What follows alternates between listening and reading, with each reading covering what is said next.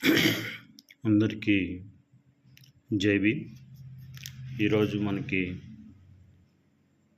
సుప్రీంకోర్టులో వచ్చినటువంటి verdict sub categorisation of scheduled caste and tribes అనే విషయం మీద మనం చర్చించుకుందాం. ఈ సబ్ కేటగిరైజేషన్ అనేది ఎస్సీల్లో కానీ ఎస్టీల్లో కానీ వెనుకబడిన వాళ్ళు, మరింత వెనుకబడిన వాళ్ళ గురించి వేసినటువంటి కేసులో చెన్నై కేసులో వచ్చినటువంటి తీర్పు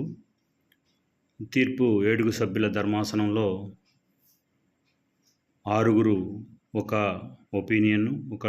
ఒపీనియన్ మీద 60:1 రేషియోలో ఈ యొక్క తీర్పు ఇవ్వడం జరిగింది. ఈ తీర్పు చారిత్రాత్మకమైన తీర్పు. ఈ చారిత్రాత్మకమైన తీర్పులో ఎంతోమంది మాదిగ రిజర్వేషన్ పోరాట సమితి, దండోరా ఉద్యమంలో అనేక మంది అసూలు బాసి వారి యొక్క కష్టం, వారి యొక్క త్యాగ ఫలితంగా మనకు వచ్చినటువంటి ఈ యొక్క తీర్పు వారందరికీ నివాళులర్పిస్తూ ఈ యొక్క తీర్పుని వారికి అంకితం చేయడం జరుగుతుంది. ఈ యొక్క పోరాటానికి నాయకత్వం వహించినటువంటి మందకృష్ణ అన్నకి ఉద్యమ శుభాకాంక్షలు, ఈ యొక్క విజయోత్సవ శుభాకాంక్షలు తెలుపుతూ ఎంతోమంది వారి యొక్క విలువైన జీవితాన్ని దండోరా ఉద్యమం కోసం, ఎంతోమంది ఈ యొక్క దండోరా ఉద్యమంలో వారి యొక్క జీవితాన్ని పణంగా పెట్టి ఎన్నో అవమానాలకి, ఎన్నో ఈ యొక్క కష్టాలకి ఓర్చి ఈ యొక్క ఉద్యమాన్ని ముందుకు నడిపించి ఈ యొక్క విజయ తీరాలకు చేర్చినటువంటి వారందరికీ కూడా ఈ యొక్క దండోరా ఉద్యమ శుభాకాంక్షలు. ఒకటైతే ఈ యొక్క తీర్పు వల్ల మనకు అర్థమైంది, ఇండియాలో, మన భారతదేశంలో, స్వతంత్ర భారతదేశంలో న్యాయం కోసం ఎంత కష్టపడాలంటే అక్షరాల మన యొక్క కేసు తుది రూపు రావడానికి 20 సంవత్సరాల సమయం పట్టింది. 2004వ సంవత్సరంలో సబ్ కేటగిరైజేషన్ అనే అంశము దీంట్లో కొట్టివేయబడిన తర్వాత సుప్రీంకోర్టులో దాన్ని మరలా అదే సుప్రీంకోర్టు మరలా ఇది సమర్థనీయమే, వెనుకబడిన వారిలో ఇంకా వెనుకబడిన వారు ఉన్నారు, వాళ్ళందరికీ ఈ యొక్క రిజర్వేషన్ ఫలాలు అందాలి అనేటువంటి తీర్పుని ఇవ్వడం జరిగింది. న్యాయమూర్తులందరికీ మా యొక్క ధన్యవాదాలు. ఈ యొక్క తీర్పు వచ్చిన సంతోషంలో ఎవరికి, ఎస్సీల్లో ఉన్నటువంటి ఎవరికి బాధ ఉండవలసిన అవసరం లేదు, ఎవరు సంతోషపడాల్సిన అవసరం లేదు.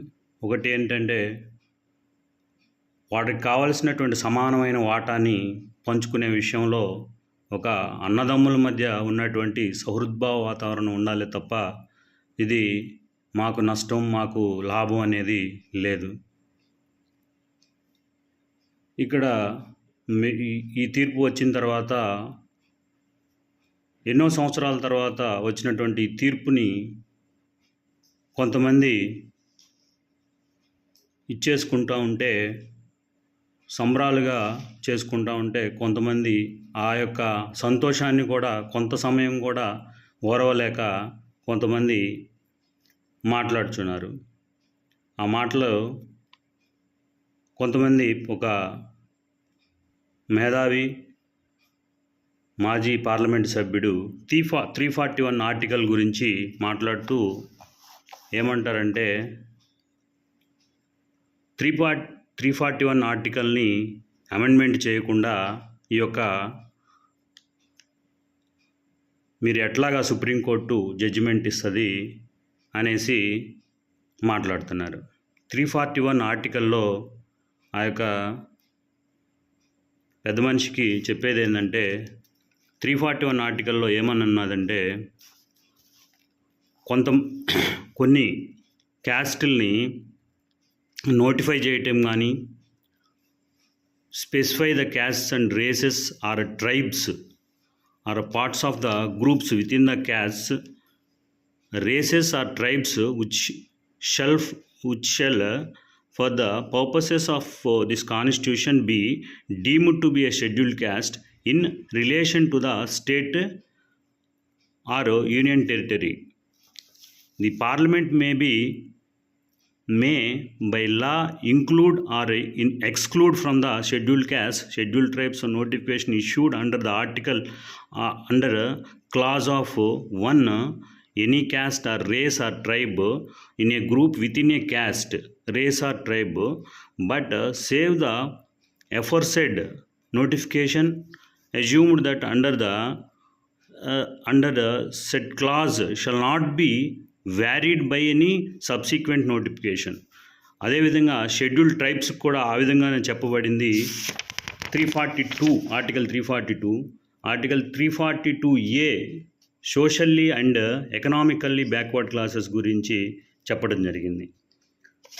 దీని యొక్క ఉద్దేశం ఏంటంటే కొత్తగా ఎవరినైనా ఆ క్యాస్ట్ దాంట్లో షెడ్యూల్డ్ క్యాస్ట్లో చేర్చాలి అని అంటే దానికి ఆ యొక్క రాష్ట్రపతి యొక్క ఈ యొక్క అవసరం ఉన్నది, ఆయనకు అనుమతి తీసుకోవాల్సిన అవసరం ఉన్నది. అదేవిధంగా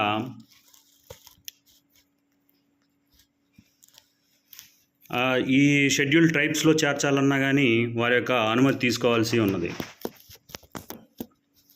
కానీ అంతేగాని ఇక్కడ మనకున్నటువంటి రిజర్వేషన్ ఫలాలని సమానంగా పంచుకోవడానికి ఎటువంటి అభ్యంతరం చెప్పలేదు రాజ్యాంగంలో. కానీ ఆయన ఏమంటాడంటే 341 ప్రకారము ఈ తీర్పు సుప్రీంకోర్టు ఇచ్చిన తీర్పే తప్పు అని మాట్లాడుతున్నాడు. అదేవిధంగా ఆర్టికల్ 14 and 15 and 16 గురించి మాట్లాడుతూ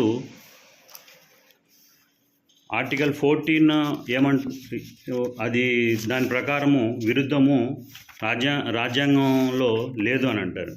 ఈక్వాలిటీ బిఫోర్ లా ఆర్టికల్ 14 ఏం చెప్తున్నదంటే ఈక్వాలిటీ బిఫోర్ లా చెప్తున్నది.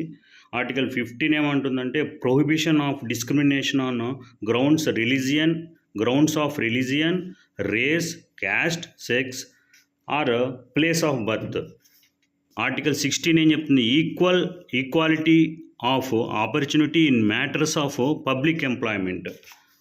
అంటే అందరికీ సమానమైన అవకాశాలు దక్కాలి అనేది గురించి చెప్తా ఉంటే వీళ్ళు ఆ 341 ఆర్టికల్ అనేదే దానితోటే ఇది చేయదు అని అనేసి ఇది పనికిరాదు, ఈ యొక్క తీర్పు అనేది చట్ట వ్యతిరేకం అనేది మాట్లాడుతూ ఉన్నారు.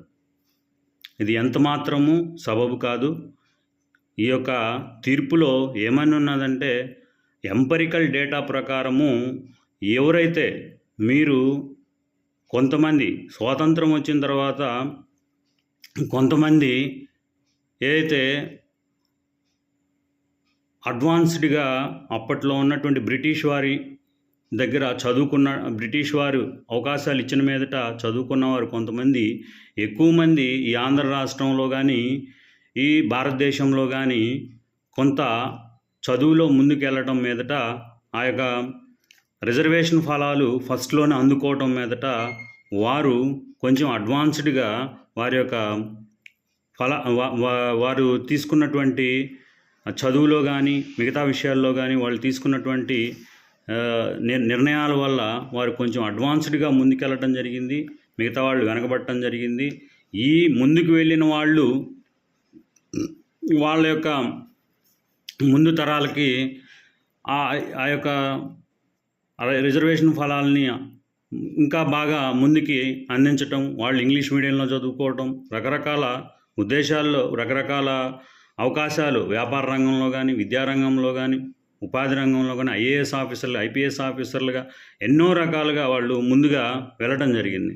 ఆ జరిగిన దాని మీదట ఈ యొక్క వెనకబడిన ఆ ఎస్సీలోనే కొంతమంది వెనకబడిన వాళ్ళు అట్లా వెనకబడే ఉన్నారు. వారికి ఈ విద్యావకాశాలు, ఉద్యోగ అవకాశాలు లభించలేదు. దానికోసమే ఉన్నదాన్ని సమానంగా పంచమని చెప్తున్నాం కానీ దీంట్లో నుంచి ఒకళ్ళని తీసేయమని కానీ ఒకళ్ళని కలపమని కానీ ఆర్టికల్ 341 ప్రకారం ఈ యొక్క తీర్పు చెప్పడం లేదు. ఉన్నదాన్ని సమానంగా పంచుకోవటం గురించే ఈ తీర్పు చెప్పింది. ఆ తీర్పుని ఉద్దేశించి మీరు రకరకాలుగా ఇంప్లికేషన్స్ ఇంత అడ్వాన్స్డ్గా చదువుకున్న పరిస్థితి రోజుల్లో కూడా మీరు ఈ యొక్క తీర్పుని వక్రీకరిస్తున్నారంటే మీ యొక్క మీలో ఉన్నటువంటి ఆ అడ్వాన్స్డ్ ఆ యొక్క ఆలోచన ముందు తరాలకి ఏ విధంగా మీరు ఇంకా మోసం చేయటానికి, ఇంకా ఒకళ్ళని ఇంకా అణగదొక్కటానికి మీరు ఆలోచన చేస్తున్నారు. అది ఎంత మాత్రమూ సబబు కాదు. మరొక విషయంలో ఒక అతను ఏమంటాడంటే రిజర్వేషన్ ఈజ్ ఏ రేస్ అంటాడు. రేస్ పరుగు పందెం లాంటిది. ఎవరు ముందు పరిగెత్తితే వాళ్ళు ఈ పరుగు పందెంలో తీసుకుంటారు. కానీ ఈ యొక్క రిజర్వేషన్ ఎస్సీ కేటగిరీలో ఉన్న వాళ్ళందరూ ఒకే రకంగా ఉన్నారు. ఈ ఒకే రకంగా ఉన్న వాళ్ళందరూ ఎవరు ముందు పరిగెత్తితే వాళ్ళకి వస్తుంది అని ఒక యూట్యూబర్ మాట్లాడతాడు. అదేంటి, ఇప్పుడు పరుగు పందెం అనేది కాదు అక్కడ సమస్య. పరుగు పందెం కాదు. అక్కడ ఏంటంటే reservation is a opportunity. Reservation అనేది ఒక ఆపర్చునిటీయే కానీ పరుగు పందెం కాదు. మీ రిజర్వేషన్లో నువ్వు పరుగు పందెంలో ఎవడు బలవంతుడు ఎంత ఎక్కువగా పౌష్టికాహారం తింటాడు వాడు బాగా పరిగెత్తుతాడు, వాడికి వస్తుంది. అలాగే కొంతమందికి ముందుగానే చాలా రకాలైనటువంటి అవకాశాలు ఉండటం మీదట వారు ఇంగ్లీష్ మీడియంలో చదువుకున్నారు, వారు ఉద్యోగాల్లో ఉన్నారు, వాళ్ళు ప్రైవేట్ స్కూల్లో చదువుకున్నారు, రకరకాలుగా అడ్వాన్స్డ్గా చదువుకున్నారు. కాబట్టి వారందరూ కూడా ఈ యొక్క డాక్టర్లుగా, ఇంజనీర్లుగా, లాయర్లుగా, ఐఏఎస్ ఆఫీసర్లు, ఐపీఎస్ ఆఫీసర్లుగా వెళ్ళటం, మరి అలాగే వాళ్ళు వెంటనే ఇంకొక తరాన్ని అలాగే ముందుకు తీసుకొని పోవడం అలా జరిగింది. వెనకబడి ఉన్న వాళ్ళు అలాగే వెనకబడి ఉన్నారు. రిజర్వేషన్ అనేది ఒక ఆపర్చునిటీ ఏమంటుంది ఆర్టికల్ 16 ఏమంటుందంటే ఈక్వాలిటీ ఆఫ్ ఆపర్చునిటీ. ఈ ఎస్సీ కేటగిరైజేషన్లో ఎవరైతే మొత్తము ఈ రిజర్వేషన్లో 15% రిజర్వేషన్లు ఎవరైతే ఉన్నారో ఈ 15% రిజర్వేషన్ని అందరికీ ఈక్వల్గా పంచాలి. అదే చెప్తున్న అదే అడుగుతుంది. కానీ అదే ఈ తీర్పు చెప్తుంది. కానీ ఈక్వల్ ఆపర్చునిటీ ఇవ్వండి, ఈక్వల్గా వాళ్ళందరికీ షేరింగ్ ఇవ్వండి, జనాభా దామాషా ప్రకారము వారికి ఈక్వల్ ఆపర్చునిటీ ఇవ్వండి, ఎవరు ముందు పరిగెత్తగలిగితే వారికి ఇవ్వద్దు అనేసి అలా చెప్పట్లేదు. ఎవరు ముందుకు వస్తే వాళ్ళకి ఇచ్చేసేనుకుంటే వెనకున్నవాడు బలం లేనివాడు ఎప్పుడు వెనకే ఉంటాడు. వాడికి ఆ ఆపర్చునిటీ, బలహీనుడికి కూడా ఒక ఆపర్చునిటీ ఇచ్చినట్లయితే ఆ బలహీనుడు ముందుకు వస్తాడు. ఆ యొక్క తెలుగు మీడియంలో చదువుకున్నవాడు కానీ వీడు ప్రైవేట్ స్కూల్లో చదువుకుంటాడు, ఇంగ్లీష్ మీడియంలో చదువుకున్న వాళ్ళు ఫస్ట్ తరంలోనే ముందుకు వెళ్ళిపోయారు. కాబట్టి వెనక తరంలో ఉన్నవాడు తెలుగు మీడియంలో ఉన్నాడు కాబట్టి వాడు ముందుకు పోలేకపోతున్నాడు. వాడు ఆ ఆపర్చునిటీని అందుకోలేకపోతున్నాడు. దానికోసమే opportunity equality of opportunity in matters of public employment article 16 చెప్తున్నది. రిజర్వేషన్లో మనకి రాజ్యాంగంలో కాన్స్టిట్యూషన్ ఆఫ్ ఇండియాలో మనకి చెప్తున్నది ఆర్టికల్ 16 అని చెప్తున్నది. సో డిస్క్రిమినేషన్ ఆధారంగా ఈ యొక్క రిజర్వేషన్ ఇవ్వటం జరిగింది. ఈ డిస్క్రిమినేషన్ అంటరానితనం ఏదైతే ఉందో ఈ అంటరానితనంలో వచ్చిన దాంట్లో ఇంకా వెనకబడి ఉన్న వాళ్ళు ఎవరైతే ఉన్నారో వాళ్ళకి ఇంకా ఆపర్చునిటీ ఇవ్వాలి తప్ప పరుగు పందెంలో మేము ముందుకు పోతాం, ముందున్న వాళ్ళు ముందుగా తీసుకుంటాము అనేటువంటి భావన చాలా తప్పు. ఈ రాంగ్ నోషన్ కూడా ఇది వ్యతిరేకించడం జరుగుతుంది. అదేవిధంగా రివ్యూ పిటిషన్ ఫైల్ చేస్తాము అగెనెస్ట్ ఈ యొక్క ఏదైతే హిస్టారికల్ జడ్జిమెంట్ వచ్చిందో ఈ హిస్టారికల్ జడ్జిమెంట్ని మేము మళ్ళీ సుప్రీంకోర్టులో మళ్ళీ రివ్యూ పిటిషన్ వేస్తామని అనే మాట్లాడుతున్నారు. ఇప్పటికి 20 సంవత్సరాలుగా పోరాడి 30 సంవత్సరాలు ఏబిసిడి వర్గీకరణ కోసము పోరాడి మేము ఈ యొక్క దీన్ని మేము పొందటం జరిగితే ఇప్పుడు మళ్ళీ దీని మీద రివ్యూ పిటిషన్కి వెళ్ళాలి అన్నారు. ఎంత ఏ విధంగా ఈ యొక్క ఆలోచన మాకు ఆ రిజర్వేషన్ ఫలాలు మిగతా వాళ్ళకి అందకూడదు, మేము ఒక్కళ్ళమే అనుభవిస్తాము అనేటువంటి భావన చాలా తప్పు. దాన్ని మీరు కలిసి రండి, కలిసి అందరము ముందుకు వెళ్ళి మనము ఏదైతే రాజ్యాధికారంలో పాలిటిక్స్లో ఏదైతే మనము ఉన్నటువంటి రిజర్వ్డ్ సీట్స్లో ఏదైతే మనం మెజారిటీ అనే కదా రిజర్వ్డ్ సీట్స్ ఇచ్చారు, ఆ మెజారిటీ సీట్స్లో మనము రాజ్యాధికారంలో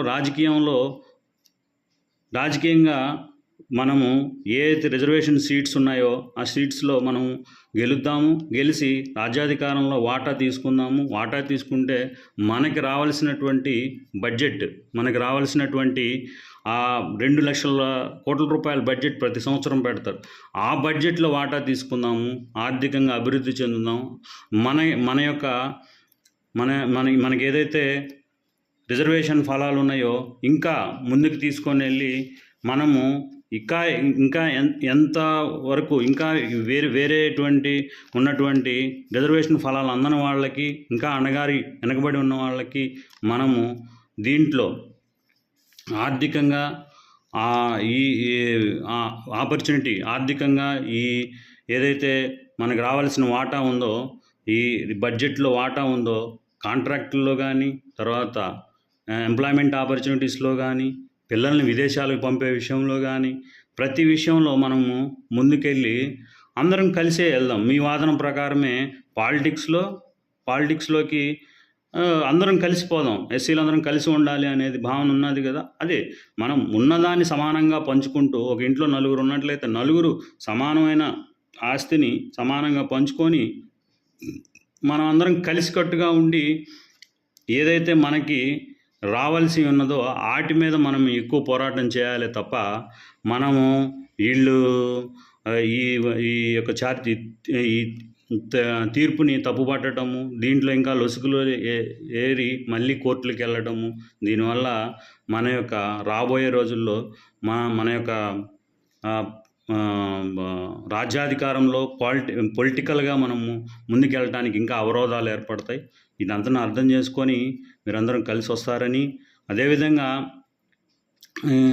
నా యొక్క సెల్ఫ్ విట్నెస్ అయితే కేటగిరైజేషన్ లేనట్లయితే మేము ఆంధ్ర యూనివర్సిటీకి పీజీకి వెళ్ళినప్పుడు, పీజీ ఇంటర్వ్యూకి వెళ్ళినప్పుడు మేము ఇద్దరమే ఉన్నాము. 4 సీట్లే ఉన్నాయి. 2 సీట్లు 2+2గా ఉన్నాయి. అప్పుడు 25 సీట్లలో మేము పీజీ ఎంఎస్సీ కంప్యూటర్స్ చేయడానికి వెళ్ళినప్పుడు ఆంధ్ర యూనివర్సిటీకి 2+2 ఉన్నాయి. అటుపక్క 11 మంది ఉన్నారు. మేము ఇద్దరమే ఉన్నాము.